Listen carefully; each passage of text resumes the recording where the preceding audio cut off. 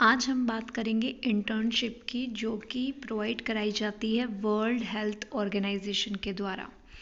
अब इसके बारे में आप इस लिंक पे जाके देख सकते हैं, जो कि आप मेरी वीडियो में देख पा रहे हैं, who.int careers। ठीक है, अब यहाँ पे हम ज़्यादा एक्स्ट्रा टाइम नहीं लेंगे, बहुत शॉर्ट वीडियो चूँकि मुझे बनानी है।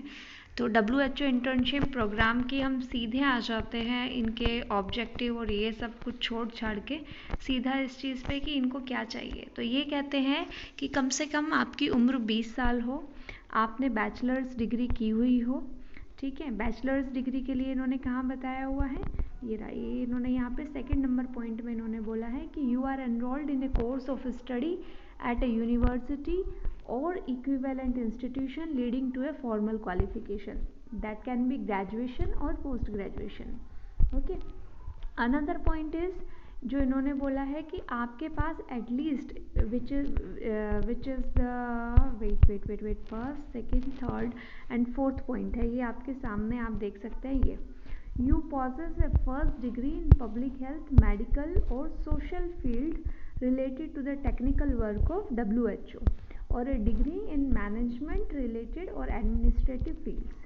ठीक है, एंड अनदर पॉइंट जो ये बोलते हैं, कहते हैं आप जो है WHO स्टाफ मेंबर से रिलेटेड नहीं होने चाहिए। लाइक फॉर एग्जांपल जो उसने बोला है कि आप उसकी son, daughter, brother, sister, mother, father, ये सब नहीं होने चाहिए। बेसिकली आप एकदम आउटसाइडर होने चाहिए यहाँ पे इंटर्नशिप करने के लिए। आप फ्लुएंट होने चाहिए किसी एक लैंग्वेज में, जो कि ऑफिस की लैंग्वेज हो जहाँ पे भी आपको इंटर्नशिप के लिए अप्लाई करना है।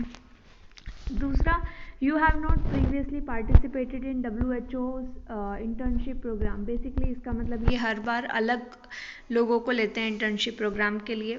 और लास्ट है इनका कि आपके पास एक वैलिड पासपोर्ट होना चाहिए और फिर WHO मेंबर स्टेट। अब आइए देख लेते हैं कि WHO मेंबर स्टेट आपके कौन से होते हैं। तो WHO मेंबर स्टेट में जो कंट्रीज़ आते हैं वो इन्होंने लिखा है कि यहाँ पे आप देख सकते हैं, इन्होंने लिखा है कि 194 मेंबर स्टेट्स आते हैं। ठीक है, अब वो कौन से हैं वो आप सब लोग यहाँ से देख लीजिएगा। ठीक है, बेसिकली इंडिया तो आता ही है, आप यहाँ पे कंट्रीज़ के नाम देख भी पा रहे हैं कि कितने सारे कंट्रीज़ के नाम हैं। ठीक है, आप देख पा रहे हैं, तो इंडिया है, तो हम इसमें ज़्यादा टाइम वेस्ट नहीं करेंगे। So let's go back. आपका नीचे हम फिर उसके बाद आ जाते हैं यहाँ पे कि इसके रीजनल ऑफिसेस कहाँ है।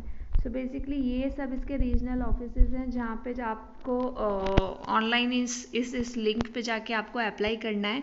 डिस्क्रिप्शन बॉक्स में आप देख लीजिएगा कि ये लिंक पे क्लिक करके इन सभी रीजन्स का आप बेसिकली फाइंड आउट कर सकते हैं। तो मैं यहाँ पे आपको एक मेन लिंक दूंगी, जो कि जिस वेबसाइट को मैं अभी जहाँ से आपको बता रही हूँ उसी वेबसाइट का, फॉर योर इन्फॉर्मेशन।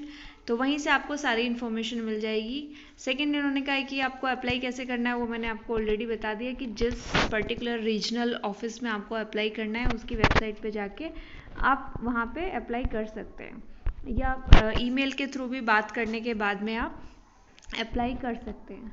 ठीक है, तो इसके लिए इन्होंने यहाँ पे वो बोला है कि इनके पास एक स्पेसिफिक इंटर्नशिप वैकेंसीज पेज है। ठीक है, तो यहाँ पे जाके भी आपको देखना पड़ेगा। तो हम देख लेते हैं यहाँ पे इस इंटर्नशिप वैकेंसीज पेज में क्या क्या लिखा हुआ है। फिलहाल इनके पास no jobs corresponding to the specified area ऐसा कुछ करके आ रहा है, क्योंकि हमने यहाँ पे कुछ भी सेलेक्ट नहीं किया है।